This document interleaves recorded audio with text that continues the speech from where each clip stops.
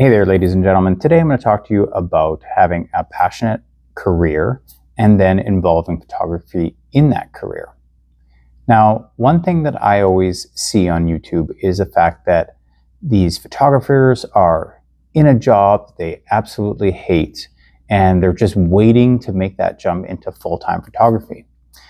I would have to say that I'm completely the opposite. While I love photography and it's one of my greatest passions, my first passion and the love of my career comes from being a high school teacher.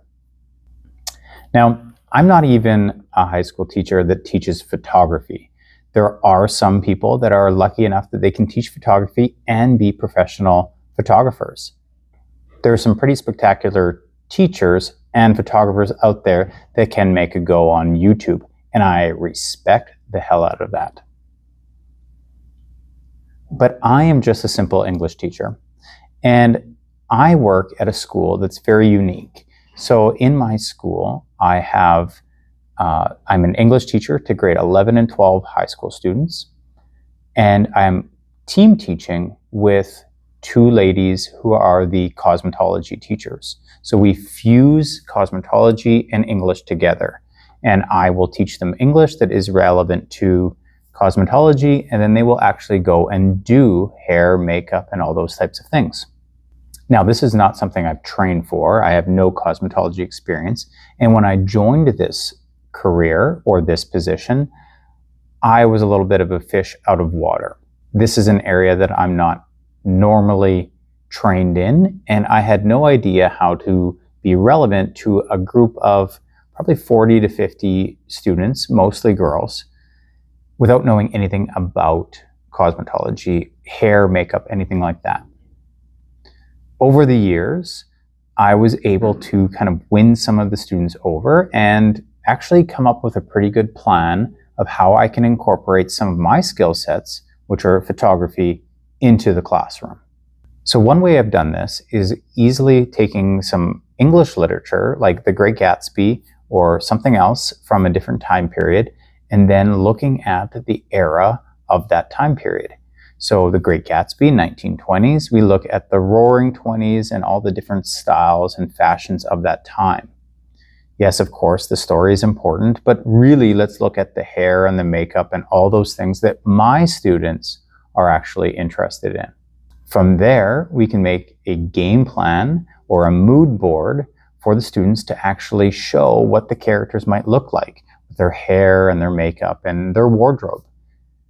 Then infusing the cosmetology class and the ability to use photography, we will do a full makeover of those students. So we're getting hair done, we're getting makeup of the era, and then we're going to do a full-on photo shoot.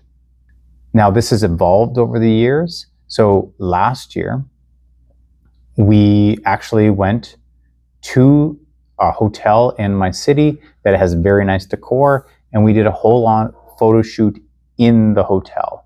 So the students had costuming that we had fundraised to get, and then we did a photo shoot in full hair, makeup, and wardrobe in a setting that would be very appropriate for the 1920s.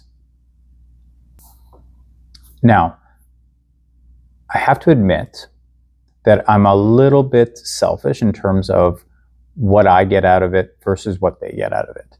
Now, I get a lot of creative freedom within my job to use photography on a daily basis within my day job. So we are talking about photo shoots on a weekly basis. So if we're learning something, we want to showcase, we're making portfolios for the students, I get to photograph them in a way that is flattering to their work. So we are doing headshots all the time. We are working on makeup and confidence building for the students. So some students are like super scared to get in front of the camera. They're very nervous to have some teacher take their photo. But over the year and over maybe 2 or 3 semesters, the student gets really comfortable in learning how to pose or seeing their features in the best light. I get to test shoot everything that I want to do in class in a safe space so I can make mistakes. These students aren't paying any money to get their photograph taken, and I get to try new lighting setups right in my class. So if we're doing Halloween shoots and we're doing special effects makeup, I can try something dark and moody. I don't have to worry about anybody being upset with their photos because they're high school students. It's just a part of the class and they're happy with the photos that I give them. Here are some examples of photo shoots that we do in the classroom. So even though that people might feel that I have a very unique situation, which I do, in that fact that I can do photography, get paid a teacher's salary, and be able to have the creative freedom and models on a daily basis that I can practice and use my students to my advantage for learning and joy. I think it's important to tell people who want to be photographers that actually enjoy their day job, that they don't have to give that up.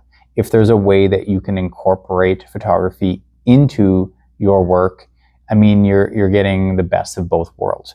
Maybe you want to separate those two things, but you don't have to leave your career in order to pursue a full-time job of photography.